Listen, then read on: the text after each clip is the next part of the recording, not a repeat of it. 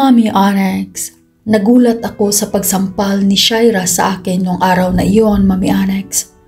At nakita ko sa kanyang mga mata na punong-puno ng galit at hinagpis, Mami Onyx, sama ng loob. Hindi ko siya maintindihan, Mami Onyx, gayong siya naman ang naunang magtaksil sa aming relasyon, Mami Onyx. Dahil sa panahon na nagtatrabaho ako sa Cebu, buntis na pala siya noon, Mami Onyx. At napag-alaman ko din na bago pa lang niyang pinabinyagan ang kanyang anak. Dapat, Mami Onyx, ako ang magalit at hindi siya. Subalit, nagulat ako sa revelasyon na kanyang isiniwalat sa akin nung araw na iyon, Mami Onyx. Kaya,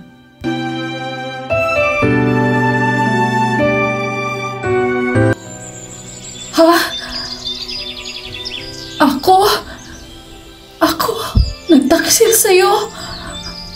Ang kapal ng mukha mo! Shaira! Ako pa ngayon ang may kasalanan sa relasyon natin noon. Ako pa ngayon ang nagtaksil. Paano naging ako, Joel? Minahal kita. Nagtiwala ako sa'yo. Inintay kita, Joel. Dahil pinangahawakan ko yung pangako mo sa akin. Nung araw na may nangyari sa ating dalawa, nagbunga yun. Iningatan ko ang sarili ko. At buong puso kitang hinintay dahil sa mga pangako mo sa akin at mahal kita. Pero anong nalaman ko? Nagpakasal ka sa iba. Pinaasa mo lang ako. Pinahintay mo ako na para akong tanga.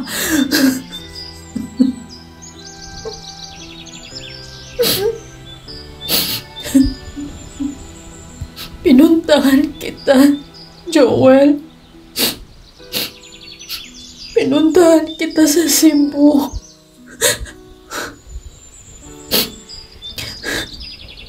Pinuntahan kita sa opisina mo. Nakasalubong ko yung babaeng pinakasalan mo. Hinahanap kita doon. Sabi niya sa akin, wala ka na doon. At kalimutan na kita dahil may asawa ka na.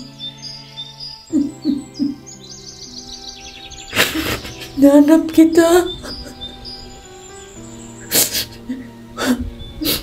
Pero nung makausap ko yung supervisor mo,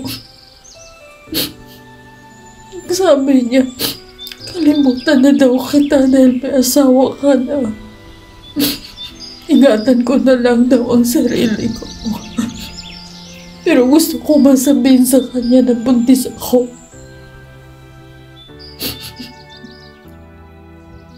Kinimkim ko na lang. Sinarili ko na lang dahil ang gusto ko maging maligaya ka.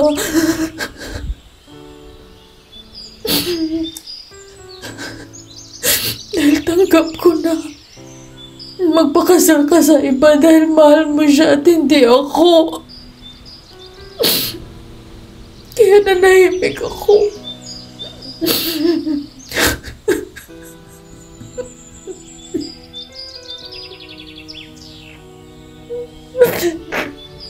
Pero lantik tong puso ko, Joel. Dahil ikaw pa rin ang sigaw nito. Ikaw lang.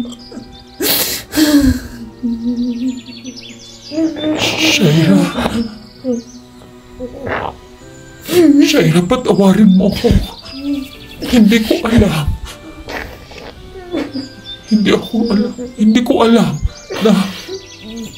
na yan pala ang nangyari. Patawarin mo ako.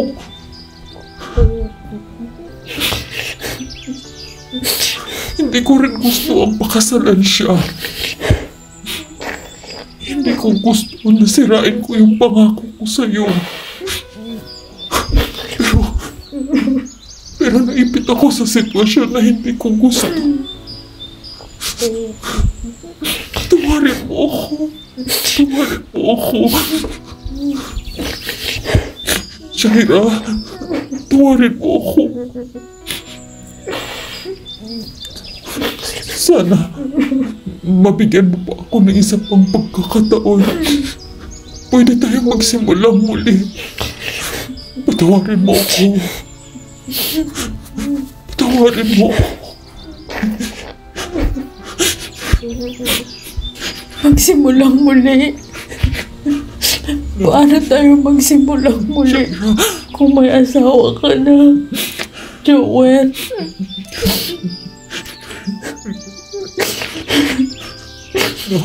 Hindi na tayo pwedeng magsimulang muli. Dahil ayoko maging kabit. Ayoko maging kirida. Pangalawang asawa o na-stress. Okay na sa akin na nasabi ko sa'yo ang katotohanan. At nalaman ko ang lahat galing sa'yo. Hindi na natin maibabalik ang noon. At hindi na pwedeng dugtungan ang noon. Shaira. Ang mahalaga,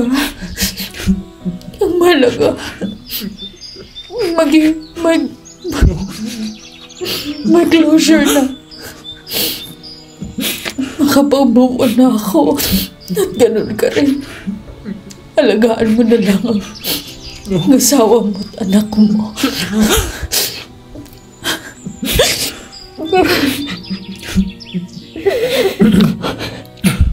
Shaira, wala na akong asawa. Joel. Namatay siya nung pinanganak niya ang anak namin. Pwede natin gutungan ang naputol nating relasyon. Naputol nating relasyon mo. Hawak mo pa rin ang puso ko. Mahal na mahal pa rin kita, Shaira. Tanggapin mo ako muli. At buuin natin ang ating pamilya. Alang-alang sa anak natin. At sa pangalawa kong anak, kailangan din niya ng ina. Tanggapin mo kami dalawa, Shaira. Tanggapin mo kami dalawa ni Joshua. Nanghingi kami ng kapatawaran. Nanghingi ako ng kapatawaran sa lahat ng ginawa kong kasalanan sa'yo. Hindi ko lang sinasadya. Patawarin mo ako. Please. Shaira, mahal na mahal pa rin kita. Hindi yun nawala at hindi yun nagbabago. Please. Shaira.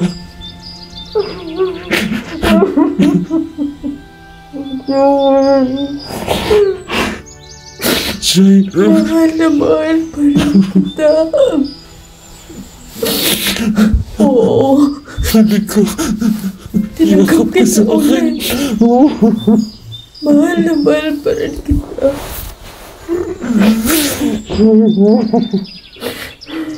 Mahal na mahal na mahal. Joel.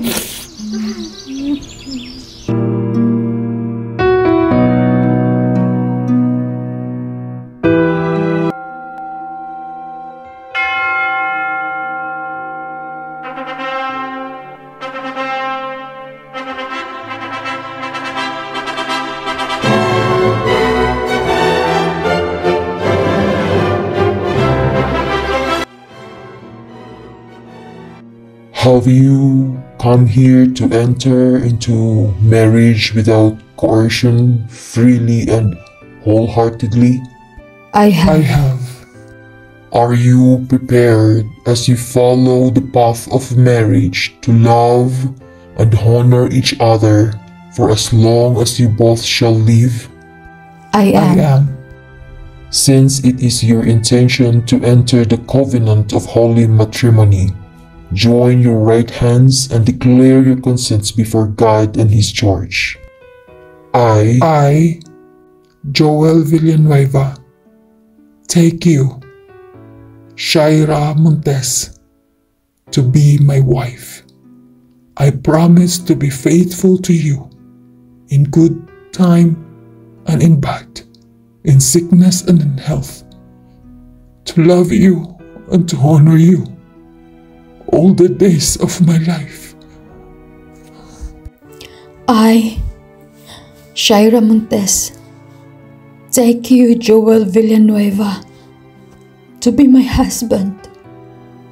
I promise to be faithful to you in good times and in bad, in sickness and in health, to love you and to honor you all the days of my life.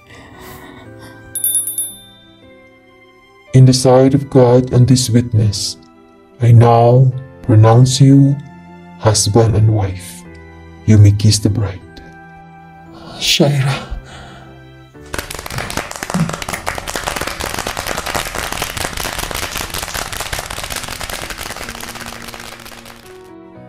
Go in peace to glorify the Lord with your life. Thanks be to God.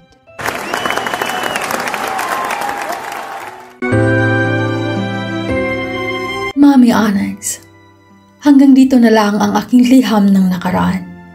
Nagpapasalamat ako dahil sa bawat pahina ng aking liham ay iyong isinadula at binigyan ng buhay. Ang iyong channel, Mami Onyx, ay magiging memories keeper ng bawat letter senders mo po.